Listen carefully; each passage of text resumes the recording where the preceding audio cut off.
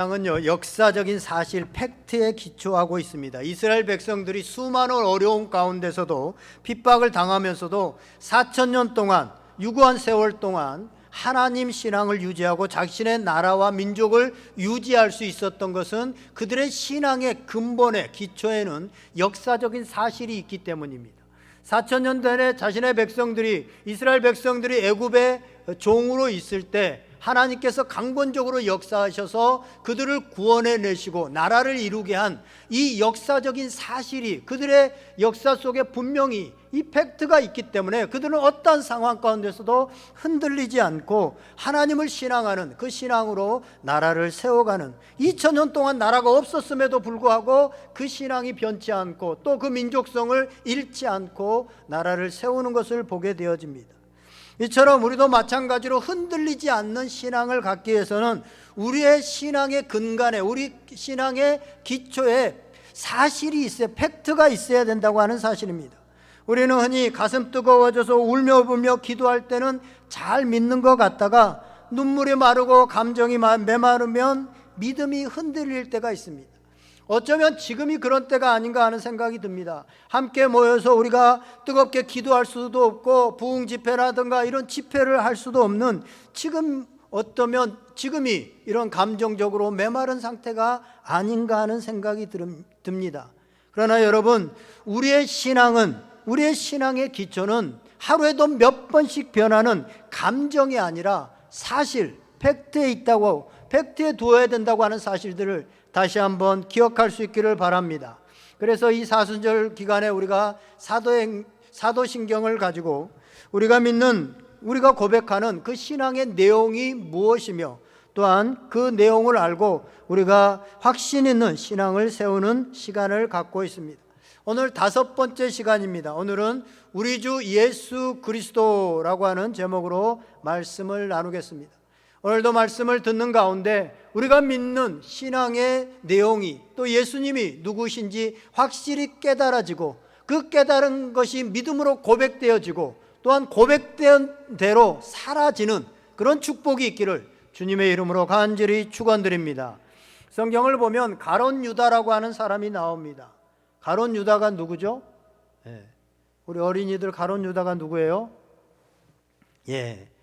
맞았습니다. 예수님의 제자, 끝까지 예수님을 따랐던 12제자 중에 한 명이 예수님입니다. 예수님 시대에 예수님을 따르던 사람들이 많이 있었습니다.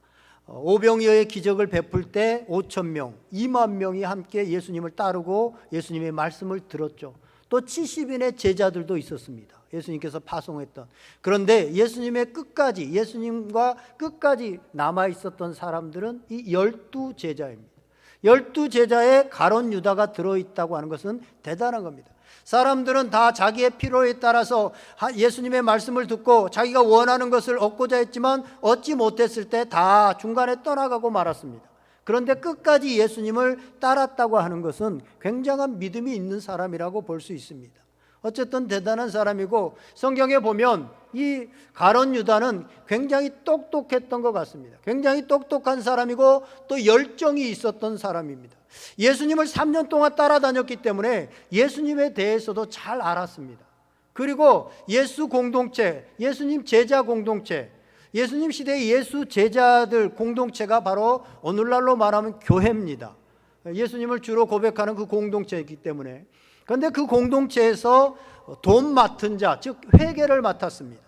오늘날도 교회의 회계는요, 믿을 만한 사람, 정직한 사람, 또 믿음이 있는 사람이 주로 회계를 하게 되어집니다. 그런데 그 당시에 예수 공동체인 이 예수님 교회에서 회계를 맡았다고 하는 것은 그만큼 사람들에게 인정을 받았다고, 이 사람은 정직한, 돈을 숨기지 않고 어떤 잘못 쓰지 않을 사람이고 정직하게 할 사람이다, 최소한 그런 인정을 받은 사람입니다. 그렇게 보면 참 대단한 믿음의 사람이다라고 볼 수 있습니다. 오늘날로 말하면 가룟 유다는 성경에 대해서도 잘 알고 열정도 있고 사람들에게도 인정받는 정말 훌륭한 교인이었습니다. 그런데 왜 결정적인 순간에 예수님을 팔아넘기고 말았을까요? 여기서 우리가 한번 생각해 볼 필요가 있습니다. 우리가 볼 때 가룟 유다는 분명 예수님 잘 믿고 교회 잘 다니는 신앙 좋은 사람 같은데 왜 결국 예수님을 팔아넘기고 비참하게 자기 인생도 끝내고 말까요? 가룟 유다를 비롯해서 역사적으로 보면 북한 공산 정권을 세운 김일성 같은 사람, 또 스탈린이나 칼 막스 같은 이런 독재자들이나 공산 이론을 세운 사람들, 이 사람들이요, 놀랍게도 성경을 알고 기독교 집안에서 한때는 교회 생활을 했던 사람들입니다. 그런데 그들이 오히려 정반대에 서는, 오히려 기독교를 핍박하는 쪽에 서는 경우들이 있다고 하는 사실입니다. 왜 그럴까요? 그 사실은요, 이들은 한 번도 예수님을 주님으로, 나의 주로 고백한, 나의 로드로 삼지 않았다고 하는 사실입니다. 이것은 굉장히 중요합니다. 가룟 유다는 예수님을 따르는 제자였습니다. 열정이 있었습니다. 회개를 맡아서 성실하게 일을 했습니다. 예수님에 대한 기대도 있었습니다. 예수님께서 뭔가를 하실 것이다 하는 기대도 있었습니다. 하지만 한 번도 예수님을 나의 주님이시다, 나의 주님, 나의 주인이다, 나의 하나님이다 라고 삼지 않았습니다. 그래서 마지막 순간에 예수님이 자기가 기대했던 그 기대들을 충족하지 못하고 내가 원하는 것들을 채워주지 않자 예수님을 팔아넘기고 배신하고 맙니다. 가룟 유다는 예수님을 주님으로 따른 것이 아니라 자신이 원했던 예수, 자기가 필요했던 예수를 따랐기 때문에 나중에 실망할 수밖에 없었고 예수님을 버리고 팔아넘기게 되었던 것입니다. 가룟 유다의 이야기를 통해서 제가 여러분들에게 드리고 싶은 도전이 있습니다. 우리가 교회 생활을 하고 사람들에게 인정을 받아서 직분도 받고 여러 가지 일도 합니다. 성경 지식이 적당히 있어서 예수님에 대해서도 안다고 생각하고 또 자신도 신앙인이라고 생각합니다. 그런데 우리 자신에게 정직하게 이 시간에 한번 물어봐야 됩니다. 나는 예수님을 주님으로 삼고 있는가? 나는 예수님을 주로 고백하고 있느냐 하는 것입니다. 오늘 우리가 읽은 본문은 사도행전 2장, 예수님께서 십자가에 달려 돌아가셨다가 3일 만에 살아나시고 부활하셔서 그 부활체로 예수님의 제자들과 40일 동안 함께 있으면서 제자들에게 너희는 이 예루살렘을 떠나지 말고 아버지께서 약속하신 그 성령을 기다리라 라고 말씀하셨습니다. 그러자 예수님의 제자들이 그 성령을 기다렸고 10일이 지나서 기도하는 가운데 오순절날 그 성령이 제자들과 이제 거기서 기도하는 사람들에게 임하게 되어집니다. 그때 베드로가 성령의 충만함을 덧입고 첫 번째 복음을 전하고 설교를 하게 되어집니다. 그 설교의 내용이 사도행전 오늘 우리가 읽은 2장에 쭉 나오고 있습니다. 그 결론이 오늘 우리가 읽은 2장 오늘 우리가 읽은 본문인데요, 이렇습니다. 그런즉 이스라엘 온 집은 확실히 알지니 너희가 십자가에 못 박은 이 예수를 하나님이 주와 그리스도가 되게 하셨느니라. 오늘 우리가 읽은 36절에 이렇게 말씀하고 있습니다. 이 말씀을 믿고 고백한 사람들, 그 사람들에 의해서 이제 초대교회가 세워집니다. 41절 우리가 읽지는 않았지만 그 말을 받은 사람들은 세례를 받음에 이날의 신도의 수가 3,000이나 더하더라. 이 말을 듣고 그 말을 믿고 그 말을 고백한 사람들에 의해서 처음 오늘날의 교회가 세워지게 되어집니다. 그래서 기독교 신앙을 처음 교회를 세웠던 초대교회 성도들의 신앙은 어떤 신앙이었냐면 예수님은 그리스도시요 나의 주님입니다. 오늘 베드로가 설교한 대로 예수님은 그리스도시요 나의 주님입니다 라고 하는 고백을 했던 사람입니다. 이 고백을 하며 그렇게 살아갔던 사람들은 세상이 감당하지 못할 놀라운 하나님의 능력을, 믿음을 가지고 살았던 것입니다. 그럼 여기서 그리스도가 뭐냐? 그리스도의 뜻이 뭐냐? 예수를 그리스도가 되게 하셨다고 하는데, 그리스도라고 하는 것은 어떤 우리가 사람의 직함, 문재인 대통령 할 때 대통령과 같은 직함이 아닙니다. 이 그리스도라고 하는 말은 구약의 히브리어로 하면 메시아라고 하는 말입니다. 이 메시아를 헬라어로 그리스도라고 하는 말이고, 한자로는 기독, 우리가 기독교 할 때 기독이라는 말이 이 그리스도라고 하는 말입니다. 그래서 메시아, 그리스도, 기독, 이 말은 다 똑같은 말입니다. 단지 어떤 언어로 말을 하느냐에 따라서 다르게 우리가 말하고 있는 것뿐이죠. 이 그리스도라고 할 때 그 뜻은 뭐냐면 기름 부음 받은 자라고 하는 뜻입니다. 기름 부음 받은 자. 구약에 보면 특별히 하나님을 위해서 기름을 부음 받은 자들은 세 종류의 사람이었습니다. 첫 번째로는 선지자들에게 하나님께서 기름을 부으셨고, 두 번째는 제사장들, 세 번째 왕들에게 부었습니다. 선지자는 하나님의 말씀을 우리에게 전달해 주는 그런 역할을 하는 사람입니다. 우리가 하나님을 모르기 때문에 예수님께서 이 땅 가운데 오셔서 하나님과 또 하나님의 나라에 대해서 우리에게 가르쳐 주는 그 선지자의 역할을 했고, 지금도 예수님은 우리에게 선지자가 되십니다. 또 하나, 제사장은 백성들을 대신해서 짐승을 잡아서 하나님께 제사를 드림으로 백성들의 죄가 용서받을 수 있도록 그렇게 해주는 역할을 하는 사람이 바로 제사장입니다. 우리는 하나님과 멀어졌기 때문에 하나님과 화해시킬 제사장이 필요합니다. 그런데 예수님께서 그 역할을 하신다는 것입니다. 예수님께서 대제사장이 되셔서 단번에 우리를 위해서 대신 십자가에 달려 돌아가시는 제사를 드림으로 우리가 하나님과 화목하게 되어졌습니다. 하나님과 화목하게 되어져야만 하나님께서 주시고자 하는 그 복을 우리가 또한 받아 누릴 수가 있습니다. 마지막 세 번째로는 우리가 이 땅 가운데 살아가는 동안 약하고 눈멀고 어리석기 때문에 인도하고 보호하고 강하게 해줄 누군가가 필요합니다. 그것을 구약의 이스라엘은 왕이 했습니다. 왕이 나라를 지키고 민족들을 지키고 그들이 연약한 것들을 보호하는 그 역할을 왕이 했습니다. 그런데 오늘날 예수 그리스도께서 우리의 왕이 되어주셔서 이 역할들을 하신다는 것입니다. 그래서 예수님을 그리스도가 되게 하신 것은 죄인된 우리가 하나님과 올바른 관계를 맺고 살아가기 위해서 꼭 필요한 왕, 제사장, 선지자의 역할을 예수님께서 하시게 하신 것입니다. 그래서 오늘 본문은 성령의 인도함을 받은 베드로를 통해서 우리가 예수님을 믿는다는 것이 무엇인지를 분명하게 말하고 있는데, 우리에게 분명히 가르쳐주고 있는 예수님을 믿는다고 하는 것은 완전한 선지자요 제사장이요 왕이신 그리스도 예수를 나의 주, 나의 하나님으로 삼는 것을 의미합니다. 즉 그리스도를 나의 주인으로, 주님으로 인정하며 고백하는 것을 말합니다.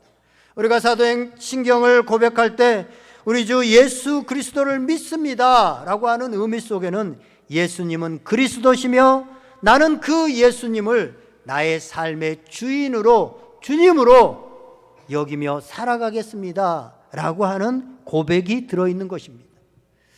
우리가 예수님을 믿고 교회 생활을 할 때요, 예수님을 믿어야 구원을 얻게 되어지고 영생을 얻게 되어집니다 라는 이 복음의 말씀을 듣고 우리는 내가 영생을 얻기 위해서 예수님을 믿어야 되는데, 그래서 예수님을 믿습니다. 그런데 예수님을 믿는데 예수님을 주님으로 여기는 것은 나중에, 일단 예수님 믿고 예수님을 주님으로 여기는 것은 나중에 시간이 돼서 믿음이 성숙해지고 나면 예수님을 주님으로 섬겨야 되겠다, 따라보겠다, 이런 생각들을 합니다. 그런데 성경에서는 이런 믿음을 말한 적이 한 번도 없습니다. 성경은 예수님을 믿는다는 것은 처음부터 그분은 나의 구원자요, 나에게 영생을 주는 분일 뿐만 아니라 그분은 나의 주인입니다, 나의 주님입니다 라고 하는 것을 인정하고 받아들이는 것, 이것이 바로 믿는다라고 하는 의미입니다. 믿음입니다. 이것에 대해서 로마서 10장 9절은 이렇게 말씀합니다. 내가 만일 내 입으로 예수를 주로 시인하며 또 하나님께서 그를 죽은 자 가운데서 살리신 것을 믿으면 구원을 받으리라. 아멘. 내가 내 입으로 예수 그리스도를 주라고 시인하고 또 그 주님께서 우리를 위해서 십자가에 달려 돌아가신 것을 믿으면, 그러면 너희가 구원이 있게 되어지겠다, 영생이 있게 되어지겠다라고 말씀하고 있습니다. 그렇기 때문에 예수님을 주님으로 고백하는 그 신앙은 어떤 고차원적인 것이 되어져서 목사님이나 장로님이나 믿음이 깊은 권사님이나 그렇게 고백하는 것이고, 나는 그냥 구원 얻는 믿음이나 고백하는 것이다, 그런 믿음, 그런 고백은 없습니다. 처음부터 우리가 예수 그리스도를 고백하는, 예수 그리스도를 믿는 그 순간부터 예수님이 나의 구원자가 되실 뿐만 아니라 나의 주인이십니다, 나의 주님이십니다, 동시에 고백하는 겁니다. 구원 얻는 믿음 따로 있고 예수님을 주로 인정하는 믿음 따로 있는 것이 아닙니다. 이게 같은 것입니다. 이 구원 얻는 믿음은 또한 주님으로 인정하는 믿음입니다. 마태복음 19장 16절 이하를 보면요, 한 부자 청년이 나옵니다.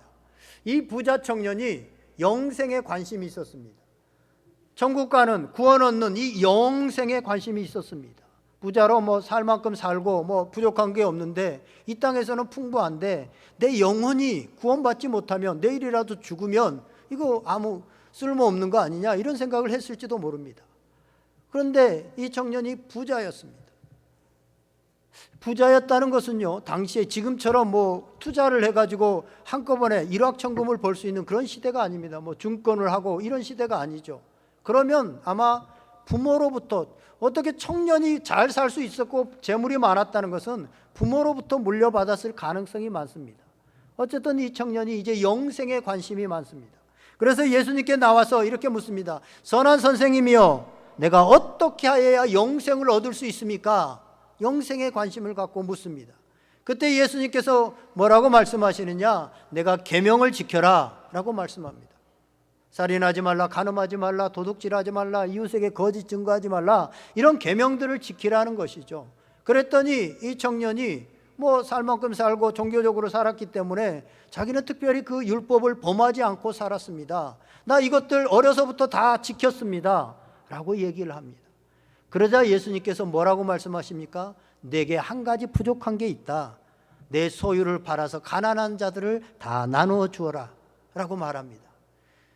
그러자 성경은 그 청년이 재물이 많음으로 근심하고 돌아갔다라고 말하고 있습니다. 영생을 얻지 못했다라는 것을 얘기하고 있습니다. 이 청년 나름대로 종교적으로 선하고 율법을 지키면서 살았습니다. 그런데 영생을 얻지 못했습니다. 왜 그랬을까요? 주님을 주인으로 인정하지 않기 때문입니다. 주가 주님이 예수님이 주인이 되지 않기 때문입니다. 종교적인 생활은 잘했지만 그에게 주인은 예수님이 아니라 결국 그 문맥을 보면 물질이었습니다. 여러분, 우리가 주님이 주인이시면 우리가 가진 물질도 주인은 주님이십니다. 예수님이 나의 삶의 주인이라고 믿으면 나의 모든 물질도 주님이 주인이라는 것이고, 그것을 우리가 실제로 보여주는 것이 11조와 헌물입니다. 그래서 우리가 11조와 헌물을 드릴 수 있느냐 없느냐는 나의 삶의 주인이 예수님이냐 돈이냐 라고 하는 것들을 구별할 수 있는 시금석이 되어집니다. 성경에 보면 굉장히 많은 부분에서 이 물질에 대해서 얘기합니다. 예수님의 예화도 거의 대부분이 돈과 관련된 겁니다. 그러면서 결론적으로 너희가 돈과 하나님을 겸하여 섬길 수 없다.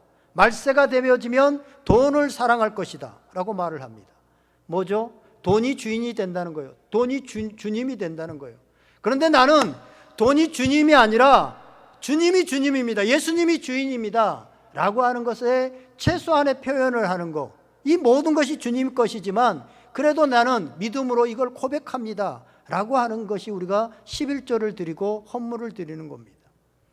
그래서 우리는 우리의 삶의 주인이 누구냐라고 하는 것을 이 부자 청년을 통해서 깨닫게 되어지고, 우리가 종교적인 신앙을 가지고 선하게 살고 나는 착하게 살았기 때문에 구원을 얻게 되고 영생을 얻게 될 것이다, 그게 아니고 내 주인이 누구냐라는 것을 분명히 고백할 때 영생을 얻게 되어진다라는 것입니다. 그렇다면 예수님을 나의 주로 고백하는 믿음은 어떤 믿음인지 구체적으로 말씀을 드리고 말씀을 마치고자 합니다. 예수님을 나의 주로 고백하는 것은 내 삶의 주인이 바뀌는 것을 말합니다. 예수님을 믿기 전에는 내가 나의 삶의 주인이고 내 인생이니까, 내 삶이니까 내 마음대로 살아가겠다라고 믿고 그렇게 생각하고 살았습니다. 하지만 예수님을 믿고 난 후에는 더 이상 내 삶의 주인이 내가 아닙니다. 원래 우리는요, 내 삶의 주인이 내가 아닙니다. 나는 나를 다 알지 못해요. 내가 나를 이렇게 만들지도 않았어요. 나를 만드신 분, 나를 이 땅에 오게 하신 분이 있습니다. 그분이 하나님이시죠. 그런데 인간이 범죄함으로, 그래서 그분이 원래 주인인데 인간이 범죄함으로 인하여서 자기가 주인이 되려고 합니다. 아담과 하와가 처음으로 지었던 죄가 뭡니까? 하나님처럼 되려고 한 겁니다. 자기가 하나님이 되려고 한 것이죠. 그러면서 주인이 바뀌어버린 겁니다. 자기가 주인이 되어져서 살아갑니다. 지금 온 인류는 다 네 인생 귀한 거다, 너 하나뿐인 인생이다. 지금 뭐 광고나 매스미디어를 통해서 나오는 얘기들은 다 그겁니다. 그래서 네가, 그러면서 나타나는 현상이 뭡니까? 나를 희생해서 뭐 결혼을 하고 자녀를 낳고 뭐 이런 것도 하지 마라, 오직 너 인생은 너만이 즐겨라, 이런 거잖아요. 어쨌든 하나님의 뜻과 반대되는 방향으로 사람이 자기가 주인이 되는 그런 삶을 살아가게 되었습니다.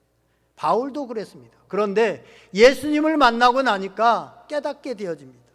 예수님이 이 예수 그리스도로 인해서 자기의 주인이 누군지를 알고 그분에게 생을 맡기는 이것들을 깨달은 후에 이렇게 말을 합니다. 갈라디아서 2장 20절에 내가 그리스도와 함께 십자가에 못 박혔나니 그런즉 이제는 내가 사는 것이 아니요 오직 내 안에 그리스도께서 사신 것이라. 이제 내가 육체 가운데 사는 것은 나를 사랑하사 나를 위하여 자기 자신을 버리신 하나님 아들을 믿는 믿음 안에서 사는 것이니라. 아멘. 바울은 원래 자아가 엄청 강했던 사람입니다. 자아가 참 무서운 사람이었습니다. 자기 생각이 분명하고 자기 목적을 이루기 위해서는 사람까지도 죽일 수 있는 그런 사람이었습니다. 그런데 그가 예수 그리스도를 만나는 순간 완전히 바뀌게 되어집니다. 왜냐하면 원래 자아가 그리스도와 함께 이제 십자가에 죽었다라고 하는 사실들을 알았기 때문입니다. 여러분, 지금 우리가 사순절을 보내고 있고 이제 조금 있으면 고난주간과 예수님이 십자가에 달려 돌아가신 그 날을 맞이하게 될 겁니다. 그날 예수님 혼자 죽으신 것이 아니라 우리도 그 십자가에 같이 죽었다고 하는 사실입니다. 예수님을 혼자 죽게 하시면 안 됩니다. 예수님 내 죄만 가지고 혼자 죽으십시오, 그게 아닙니다. 예수님이 십자가에, 내가 그리스도와 함께 십자가에 못 박혔나니, 예수님과 함께 내가 십자가에 함께 못 박인 겁니다. 예수님께서 죽으실 때 나도 죽었다고 하는 것입니다. 누가복음 9장 23절에 보면 예수님께서 이런 말씀을 하십니다. 중요해서 공간복음에 보면 다 나오는 말씀인데요, 아무든지 나를 따르려거든 자기를 부인하고 날마다 제 십자가를 지고 나를 따를 것이니라. 예수님을 믿는다고 하는 말은 나를 부인하고 예수님을 주인으로 모시고 쫓아가는 것입니다. 예수님을 쫓아가는 삶에는 두 가지가 있습니다. 하나는 내가 열심히 노력해서 예수님을 쫓아가는 겁니다. 예수님이 하라고 한 거 기도 열심히 하고 전도 열심히 하고 봉사 열심히 하고 헌금 열심히 하고 뭐 이러면서 열심히 따라가는 겁니다. 그런데요, 우리는 나의 열심으로 주님을 따라갈 수 없습니다. 어느 순간 막 열심히 따라가고 막 목사님께서 기도하자고 하면 기도도 하고 교회도 나오고 그러다가 한두 가지가 뭐 몸이 아프든지 아니면 무슨 일이 생기든지 안 하게 됩니다. 그러면 어차피 한두 개 어겼잖아요. 그 다음부터 막 어겨요. 그리고 뭐라고 합니까? 목사님 말하고 성경에서 말한 거 어떻게 다 지키면서 살아, 그냥 그런 방향으로 나아가라고 한 거지, 그냥 열심히 내 범위 아래서 최선을 다하면 돼, 이렇게 생각을 하는 거죠. 그래서 타협을 하는 겁니다. 그리고 점점 약해지죠. 노력으로는 한계가 있습니다. 내 노력으로는 절대 하나님의 의를 쫓아갈 수 없습니다. 이룰 수가 없습니다. 그래서 예수님을 쫓아가는 방법을 예수님께서 말씀하셨는데 그 방법은 뭐냐? 자기를 부인하고 십자가를 지고 나를 쫓을 것이니라 라고 말합니다. 주님은 우리에게 노력해서 따라오라고 말씀하시지 않고 자기를 부인하고 십자가를 지고 따르라라고 말한 겁니다.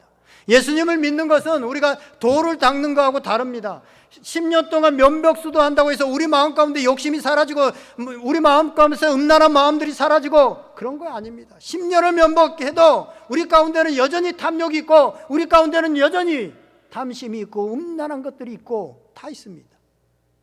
그렇게 해서 예수님을 따라가는 것이 아니라 예수님이 십자가에 죽으실 때 나도 죽었습니다. 예수님이 십자가에 죽으실 때 나도 죽었습니다. 라는 것을 고백하는 겁니다. 그때서야 우리는 예수 그리스도를 주로 인정할 수 있습니다. 주님으로 인정할 수 있는 믿음이 되어집니다. 내가 살아있고 내가 나를 부인하지 않고 여전히 내가 내 삶의 주인이 되어지면 절대로 예수님을 주로 고백할 수 없습니다. 그래서 십자가에 예수님이 돌아가셨을 때 나도 죽었습니다. 내가 그리스도와 함께 십자가에 못 박혔나니, 이 고백이 중요하다고 하는 사실입니다. 우리가 우리 주 예수 그리스도라는 것을 고백할 때 주님이 우리의 주님이 되십니다. 주인이 되십니다. 예수님이 우리의 주인이 되십니다. 주님이 되십니다라는, 나는 그때 예수님이 십자가에 달려 돌아가실 때 나도 죽었습니다. 이 고백이 돼야만 예수님이 나의 삶의 주인입니다. 나는 이제 더 이상 나로 사는 것이 아니라 예수 그리스도로 사는 자입니다 라는 것들을 고백할 수 있습니다. 예수 그리스도를 주로 인정하고 삶의 주인 되는 권리, 로드십을 하나님 앞에 주님께 내어드리는 그런 삶을 살아갈 수 있습니다. 많은 성도들이 자기를 부인하고 십자가에 죽고 주님을 따르라고 하면 왜 자꾸 부인하고 하고 죽으라고 하는지 그 진정한 의미를 깨닫지 못합니다. 그래서 어떻게든 안 죽으려고 하고 안 죽으려고 발버둥칩니다. 내가 죽어야 내 안에 그리스도가 살 수 있는데 그것을 모릅니다. 내가 죽어야 내가 주님의 은혜를 받게 되어진데 그걸 모르고 안 죽으려고 애쓰면 애쓸수록 오히려 손해되는 인생을 살게 되는 것을 모릅니다. 내가 안 죽었기 때문에 지금 상태로 살고 있다는 것도 모르고 기를 쓰고 안 죽으려고 합니다. 내가 죽지 않고 주님을 주인으로 인정하지 않으면 여러분, 내 자신도 나를 다 알지 못합니다.